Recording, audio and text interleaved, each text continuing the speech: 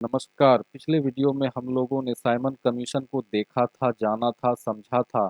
आज के इस वीडियो में हम लोग एक नए टॉपिक को समझने का प्रयास करेंगे, जिसको भारत के इतिहास में नेहरू रिपोर्ट के नाम से जाना जाता है। जैसा कि हम लोग जानते हैं कि भारत शासन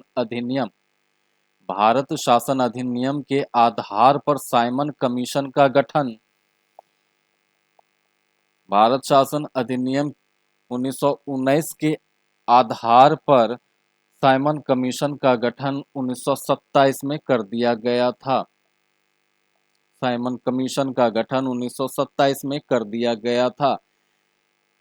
इस अधिनियम में एक प्रावधान था कि इस अधिनियम की समीक्षा के लिए हर 10 वर्ष के बाद एक समिति का गठन किया जाएगा, जो कि इस अधिनियम में वर्णित प्रावधानों के कारण उत्पन्न भारत में स्थितियों की समीक्षा करेगा और यह देखेगा कि यह अधिनियम कहां तक सफल हो पाया है। हर 10 वर्षों के बाद यह काम किया जाना था, लेकिन इस आधार पर इसका गठन, इस समिति का, साइमन कमीशन का गठन 1929 में किया जाता। लेकिन वहां पर इंग्लैंड में आम चुनाव हो गए, जिसके कारण इसका निर्माण 1927 में ही कर दिया गया था। चूंकि इसके सभी सदस्य अंग्रेज थे, इसलिए भारत में इसको व्यापक विरोध का सामना करना पड़ गया। इस बात की पुष्टि हमें कांग्रेस के मद्रास अधिवेशन से भी प्राप्त होती है, जिसमें कांग्रेस ने सर्वसम्मति से एक प्रस्ताव पारित किया था कि हर जगह, हर हाल में, हर समय इस साइमन कमीशन का विरोध किया जाएगा। उस समय भारत सचिव लॉर्ड बर्केनहेड थे। उन्होंने देखा कि जब साइमन कमीशन का पूरे भारत में विरोध हो रहा है और कहीं न कहीं अंग्रेजों की मंशा पूरी नहीं हो पा रही है, तो उन्होंने भारतीयों के समक्ष एक प्रस्ताव प्रस्तुत किया कि आप लोग ही संविधान बनाएं और हमारे समक्ष पेश करें। लेकिन उसके लिए एक शर्त थी कि उस संविधान को हर संप्रदाय, हर वर्ग, हर राजनीतिक दल का समर्थन प्राप्त हो। यदि एक वर्ग भी अगर उस संविधान का विरोध कर देता है, तो वह संविधान एक्सेप्टेबल नहीं होगा। इस चुनौती को कांग्रेस ने स्वीकार किया और आश्वस्त किया कि हम लोग संविधान बनाएंगे, जिसके लिए सर्वदलीय सम्मेलन का आयोजन किया गया। सर्वदलीय सम्मेलन का आयोजन मूल रूप से 4 बार किया गया था। फरवरी 1928 में दिल्ली में, मई 1928 में बंबई में, अगस्त 1928 में लखनऊ में और दिसंबर 1928 में कलकत्ता में। मई 1928 के मई माह में दिल्ली, फरवरी 1928 में दिल्ली में, मई 1928 बंबई में, अगस्त 1928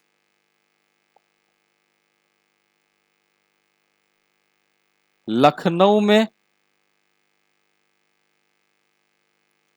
और दिसंबर 1928 कलकत्ता में। सभी संप्रदाय और सभी दल के लोगों ने इन 4 सर्वदलीय सम्मेलन में भाग लिया। और सबसे मजेदार बात है कि चारों सर्वदलीय सम्मेलन की जो अध्यक्षता की थी, वह थे डॉक्टर अंसारी। अर्थात चारों की अध्यक्षता डॉक्टर अंसारी ने की थी। यह बहुत ही कॉमन चीज है। पहले अधिवेशन में, जो कि फरवरी 1928 में दिल्ली में आयोजित किया गया था, उसमें उद्देश्य का कुछ उद्देश्य निर्धारित करके इस अधिवेशन को समाप्त कर दिया गया। उसके बाद मई 1928 में बंबई में डॉक्टर अंसारी के नेतृत्व में सर्वदलीय सम्मेलन का आयोजन किया गया, जिसमें पंडित मोतीलाल नेहरू की अध्यक्षता में 10 सदस्यीय समिति का गठन किया गया, जिसका काम था संविधान के संदर्भ में प्रमुख मांगों को एक लेखबद्ध करके प्रस्तुत करना। चूंकि पंडित मोतीलाल नेहरू इस समिति के अध्यक्ष थे, इसलिए इस रिपोर्ट को, जो कि इस समिति ने प्रस्तुत किया था, नेहरू रिपोर्ट के नाम से जाना जाता है। इसमें मोतीलाल नेहरू के अतिरिक्त 9 अन्य सदस्य थे। शुरुआत करते हैं मुस्लिम वर्ग से। तो मुस्लिम वर्ग का प्रतिनिधित्व 2 लोग कर रहे थे, एक अली इमाम और शोएब कुरैशी।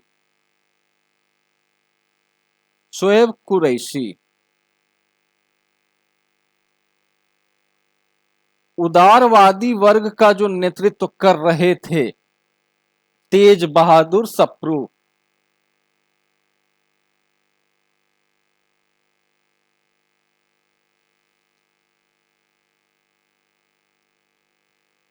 हिंदू महासभा का नेतृत्व 2 लोग कर रहे थे, MS अणे और MR जयकर। सिख संप्रदाय का नेतृत्व मंगल सिंह, कांग्रेस का सुभाष चंद्र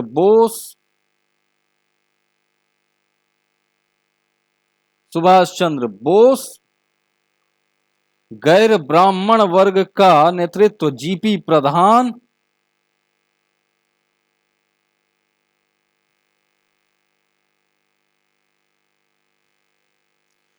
और मजदूर वर्ग का NM जोशी कर रहे थे। चूंकि पंडित नेहरू के नेतृत्व में इस समिति का गठन किया गया था, इसलिए इस समिति को नेहरू समिति कहा जाता है और इसके द्वारा प्रस्तुत रिपोर्ट को नेहरू रिपोर्ट के नाम से भारत के इतिहास में जाना गया।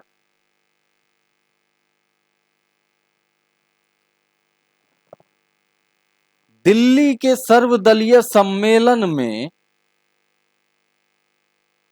लक्ष्यों का निर्धारण किया गया। बंबई में जो सर्वदलीय सम्मेलन आयोजित किया गया था, उसमें इस समिति का गठन किया गया, जो नेहरू समिति के नाम से जाना जाता है।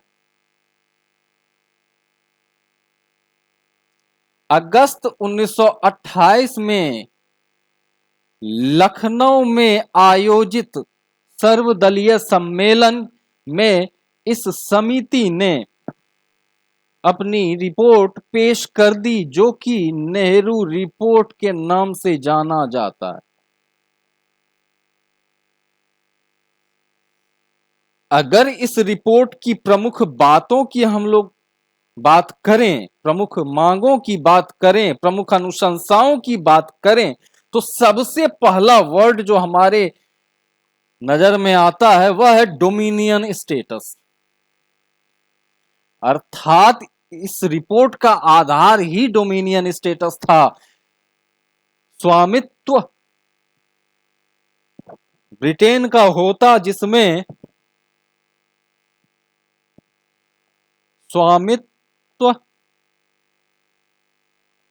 ब्रिटेन का होता, जिसके पास रक्षा और विदेशी मामले होते।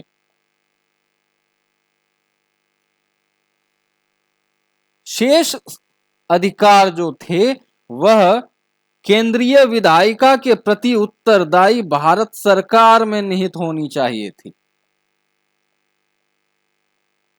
इसके अतिरिक्त प्रांतों को स्वायत्तता प्रदान करने की मांग इस रिपोर्ट में की गई थी। ये पहला पॉइंट हो गया इस रिपोर्ट का। दूसरा पॉइंट, भाषा के आधार पर राज्यों के पुनर्गठन की मांग की गई, अर्थात प्रांतों के पुनर्गठन की मांग की गई।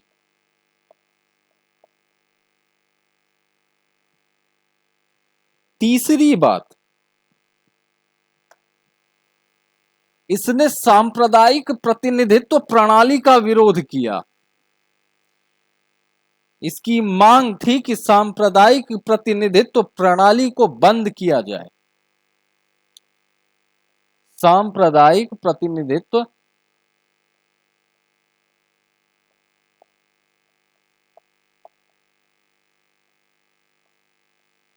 समाप्त किया जाए।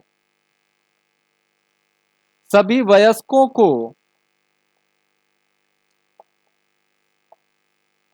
मताधिकार दिया जाए, मत देने का अधिकार दिया जाए। इसके अतिरिक्त इसने कुछ नागरिक अधिकारों की भी रूपरेखा तैयार की, जैसे भाषण देने, संगठन बनाने, सभा आयोजित करने और प्रेस की स्वतंत्रता जैसी स्वतंत्रताओं का उल्लेख इसने इस रिपोर्ट में किया था, नेहरू रिपोर्ट में। नागरिक अधिकार,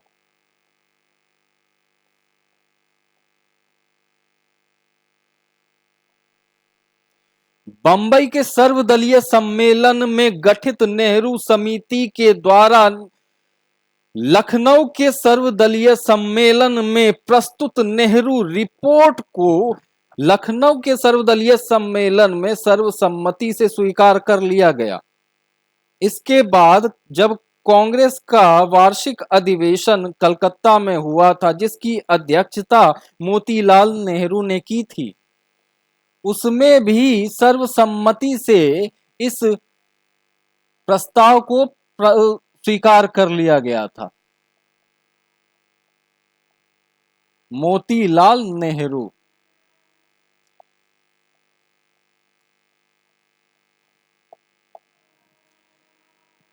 लेकिन जब कलकत्ता में चौथी बार सर्वदलीय सम्मेलन का आयोजन किया गया, उसमें मुसलमानों ने 1/3 प्रतिनिधित्व की मांग करते हुए इसमें संशोधन की मांग की, और चूंकि मुसलमानों के विरोध का एक ही कारण था कि इसने सांप्रदायिक प्रतिनिधित्व प्रणाली का विरोध किया था और मुसलमान 1/3 आरक्षण की मांग कर रहे थे। जब दोनों के मध्य वैचारिक मतभेद हुआ तो मोहम्मद शफी के नेतृत्व में मोहम्मद अली जिन्ना के समर्थन से मुसलमान संप्रदाय इस रिपोर्ट का विरोधी स्वरूप धारण करने में सफल हुआ।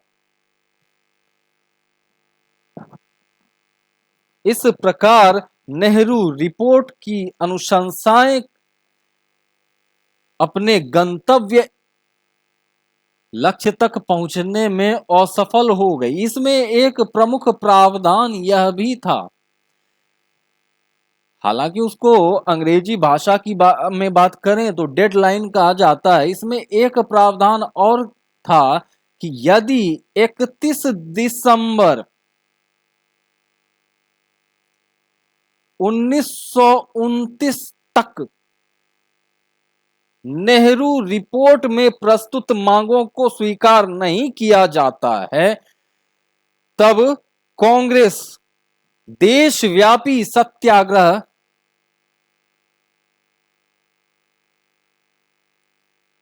शुरू करेगी, देशव्यापी आंदोलन शुरू करेगी।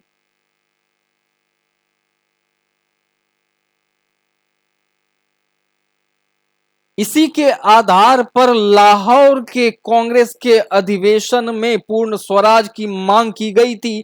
यह एक प्रमुख कारण था, क्योंकि 31 दिसंबर 1929 को नेहरू रिपोर्ट के द्वारा प्रस्तुत शर्त की अवधि समाप्त हो गई थी और कांग्रेस कहीं न कहीं बाध्यताओं से बाहर निकल चुकी थी। इस घटना के बाद नेहरू रिपोर्ट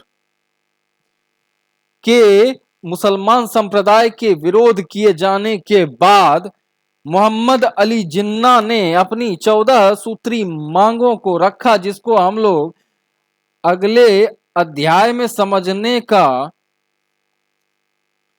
प्रयास करेंगे। 14 सूत्री मांगों को